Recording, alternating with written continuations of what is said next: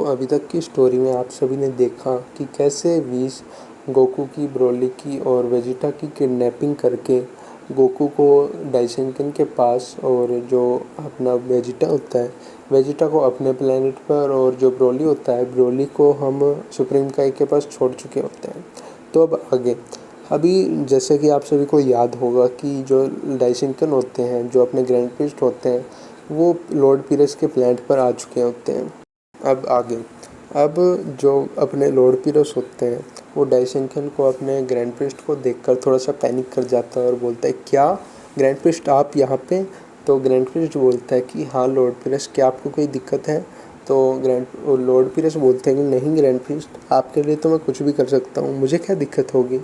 तो grand priest बोलता है कि ठीक है, फिर मैं चाहता हूँ कि तुम दोनों इसको अच्छे से ट्रेन करो, और मैं बहुत जल्दी चाहूँगा कि इसके अंदर प्रोग्रेस देखने को मिले, ठीक है। और ये कहने के बाद जो अपने व्हीस होते हैं और जो लॉर्ड पीरस होते हैं, वो हाँ में हाँ मिला देते हैं और बोलते हैं कि ठीक है, जैसा आप बोलो वैसा ही होगा। ये कहने के बाद जो डाइसेंकिन होते हैं वो वहाँ से चले जाते हैं। वो यहाँ से सीधा अपने जो ये होते हैं जेनो के वर्ल्ड में चला जाता है। वहाँ पर हम देखते हैं कि जो गोकू का वो होता है ना, सैयन पोड, वो वहाँ पे आ चुका होता है, क्योंकि ग्रैंड प्रिस्ट ने सिर्फ कोऑर्डिनेट वहाँ के चेंज कर दिए थे अर्थ से सीधा जेनो के वर्ल्ड में, तो सैयन पोड ही वहाँ पे पहुँचा था। अब जैसे ही वहाँ पे ग्रैंड प्रिस्ट पहुँचते हैं, वो देखते हैं कि गोकू अभी तक सो रहा होता है, लेकिन जो अपने ग्रैंड प्रिस्ट होता है, ग्रैंड प्रिस्ट अपने स्टार्क की मदद से गोकू को उठा देते हैं। और फिर लेकिन क्योंकि गोकू बच्चा ही होता है अभी, वो रोने लग जाता है, लेकिन तभी ग्रैंड प्रिस्ट उसको उठा लेते हैं अपने हाथों में, अपने जो मतलब कंधे में उठा लेते हैं उसको, और वो बोलते हैं कि रो मत कैकरोट, यही तुम्हारा नाम है ना कैकरोट, मैं चाहता हूँ कि मैं तुम्हें ट्रेन करूँ और इतिहास का सबसे ज़्यादा पावरफुल सेयन बनाऊँ, और क्योंकि मैं चाहता हूँ कि तुम ज़ाइफ़र को और इस पूरे यूनिवर्स का भार संभालो और पूरे यूनिवर्स को सभी खतरों से दूर रखो, क्योंकि हम एंजल्स इस मोर्टल वर्ल्ड में, यूनिवर्स के कामों में कुछ दखल अंदाज नहीं कर सकते। हमारा काम सिर्फ इसको रेगुलेट करना है, लेकिन हम पावरलेस हो जाते हैं इतनी पावरफुल होने के बाद भी। इसलिए मैं चाहता हूँ कि तुम सब कुछ करो हमारे लिए और हम एंजल्स की हेल्प करो। तो क्या तुम करोगे ना? तो गोकू उनको देख के स्माइल कर रहा होता है, और क्योंकि उनको, गोकू को तो कुछ समझ में आ ही नहीं रहा होता ना, क्योंकि वो थोड़ा सा बच्चा ही होता है यार अभी। ग्रैंड प्रिस्ट बोलता है कि तुम्हारी हेल्प के बिना हम एंजल्स और सारे के सारे गॉड्स ख़त्म हो जाएंगे, लेकिन अगर तुम हमारी हेल्प करोगे तो सब कुछ उस ज़ाइफ़र को हम ख़त्म कर पाएंगे ईज़िली से, और हमारे ऊपर भी और सारे गॉड्स के ऊपर से भी और सारे यूनिवर्स के ऊपर से भी सारा का सारा खतरा टल जाएगा। तो वो जो गोकू होता है वो हंसने लग जाता है और बोलता है दादा। तो ग्रैंड प्रिस्ट बोलता है कि नहीं, मैं दादा तो नहीं हूँ तुम्हारा, लेकिन फिर भी चिंता मत करो, मैं तुम्हें फादर से भी ज़्यादा प्यार करूँगा, ठीक है। और ये कहने के बाद ग्रैंड प्रिस्ट बोलते हैं तो चलो अब तुम्हारी ट्रेनिंग स्टार्ट कर देते हैं। अब आप लोग सोच रहे होगे कि यार वो तो अभी बच्चे ही है और ठीक से बोल भी नहीं पा रहा है गोकू, तो उनकी ट्रेनिंग कैसे स्टार्ट हो सकती है अभी? तो यार क्योंकि वो लोग सैयंस हैं, और ये बात हम कंसिडर करके चलते हैं कि जब आपको याद होगा कि जब रेडिट अर्थ पे आया था, तो उसको बोलता है कि तुम छोटे से बच्चे हो तब भी इस पूरे अर्थ को तबाह कर सकते थे। तो इससे हम अंदाज़ा लगा सकते हैं कि वो इज़िली ट्रेनिंग को कंटिन्यू कर लेंगे अब। और क्योंकि अब अपने जो ग्रैंड प्रिस्ट होते हैं, व्हीस होते हैं और जो सुप्रीम काई होते हैं, तीनों को अपना अपना मिशन मिल चुका होता है, तीनों सेंस को ट्रेन करने का, तो उसमें लग जाते हैं। अब सीन शिफ्ट होता है लॉर्ड पीरस के प्लेनेट पर। वहाँ हम देखते हैं कि लॉर्ड पीरस वेजिटा की तरफ देखते हैं और बोलते हैं कि मुझे ऐसा क्यों करना पड़ रहा है, कि क्यों ग्रैंड प्रिस्ट चाहते हैं कि मैं इस गंदगी को, इस सेयन को ट्रेन करूं, और क्या तुम्हें भी सच में लगता है कि ये कभी मुझसे ही पावरफुल हो पाएगा? क्यों हम इस पर अपना टाइम ख़राब कर रहे हैं? मैं ग्रैंड प्रिस्ट के जो ऑर्डर है उस पर क्वेश्चन नहीं उठाना चाहता, लेकिन फिर भी मुझसे ये नहीं हो पाएगा, तो व्हीस मैं सोने के लिए जा रहा हूँ और तुम ही उसको ट्रेन कर लो, क्या फ़र्क पड़ता है अगर मैं ना भी करूँ, तुम तो इसको ट्रेन कर ही दोगे। तो व्हीस गंदा सा मुँह बनाता है और बोलता है कि अगर ग्रैंड प्रिस्ट को मैं बता दूं कि आपने मेरी कोई हेल्प नहीं की तो कैसा रहेगा? तो जो पीरस होता है वो बोलता है नहीं नहीं, मैं तो मजाक कर रहा था, तुम ग्रैंड प्रिस्ट को मत बताना। तो फिर लॉर्ड पीरस बोलते हैं कि लेकिन व्हीस, मुझे तुम एक बात बताओ, ऐसा मतलब जो ग्रैंड प्रिस्ट है वो क्यों चाहते हैं कि हम लोग इनको ट्रेन करें। तो विश बोलता है कि ऐसा हो रहा है कि जो एक गॉड है वो सारे के सारे सुप्रीम काइज को और डिस्ट्रॉयर को ख़त्म करता जा रहा है, और उसने यूनिवर्स वन के डिस्ट्रॉयर और सुप्रीम काई को तो ख़त्म कर भी दिया है। ये बात सुन के जो लॉर्ड पीरस होते हैं वो थोड़े से शौक हो जाते हैं और बोलते कि क्या। तो विश बोलता है कि हाँ बिल्कुल, और जो वो है ना, जो जाइफर है वो हम एंजल्स के लिए भी आ रहा है, लेकिन दिक्कत ये है कि हम लोग उनसे लड़ाई नहीं कर सकते बिकॉज ऑफ रूल्स।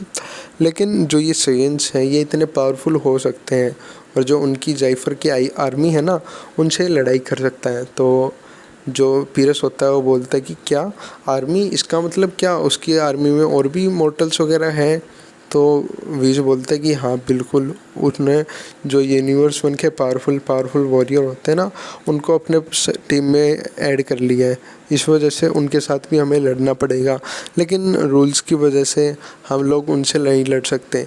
इसलिए ग्रैंड प्रिस्ट चाहते हैं कि हम इनको ट्रेन करें और बिल्कुल फुल पावरफुल बना दें जिससे ये सब उनका सामना कर पाए। तो फिर इसके बाद लॉर्ड प्रिस्ट बोलता है क्या ये सब का क्या मतलब है तुम्हारे, क्या इसके अलावा भी और कोई साइंस भी है।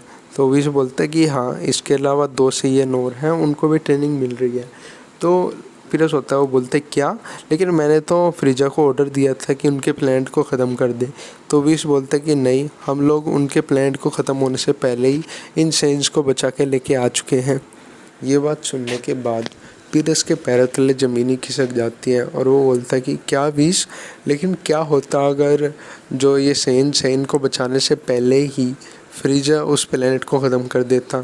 तो विश बोलता है कि वो तो ग्रैंड प्रिस्ट ही जानते फिर आपके साथ क्या क्या हो सकता था। तो ये बात सुनने के बाद पीरस थोड़ा सा हो जाता है चिंतित सा, लेकिन फिर विश बोलता है कि कोई बात नहीं, आप जाके सो सकते हो, ऐसा कुछ नहीं होगा। 25 साल ही तो है, 25 साल से पहले अब डाइसेंकन यहाँ पे बिल्कुल भी नहीं आने वाले। 25 साल तक आप आराम से सो सकते हो क्योंकि आपने बहुत ज़्यादा टेंशन ले ली है। तो ग्रैंड पीरस होता है वो बोलता है कि हाँ शायद तुम सही कह रहे हो विश, अब मुझे जाके सो जाना चाहिए, लेकिन मैं चाहता हूँ कि तुम इस सैन को बहुत ज़्यादा पावरफुल बना सको और जब मैं उठूँ तो इससे मैं फाइट कर सकूँ और मेरे साथ एक अच्छा सा मैच कर पाएगी। ये कहने के बाद लॉर्ड पीरस वहाँ से चला जाता है और सो जाता है। अब सीन शिफ्ट होता है जो सुप्रीम काई का वर्ल्ड होता है ना, काइसिन, वहाँ पे हम सब देखते हैं कि सुप्रीम काई ब्रोली को अपनी पावर को कंट्रोल करना, अपने गुस्से कंट्रोल करना सिखा रहा होता है। लेकिन तभी वहाँ पे किबिटो का ही आ जाता है। उसको लगता है कि मॉर्टल्स को इस वर्ल्ड में लेके आना सही नहीं है और क्यों ही इसे ट्रेन कर रहे हैं सुप्रीम काई। लेकिन जैसे ही सुप्रीम काई उसको बताता है कि ये आइडिया उनका है, ग्रैंड प्रिस्ट का, और मल्टीवर्स में क्या कुछ चल रहा है, कौन जाइफर है, जाइफर कैसे सभी गॉड्स को, सभी सुप्रीम काइज को उनके अटेंडेंट को मार रहा है।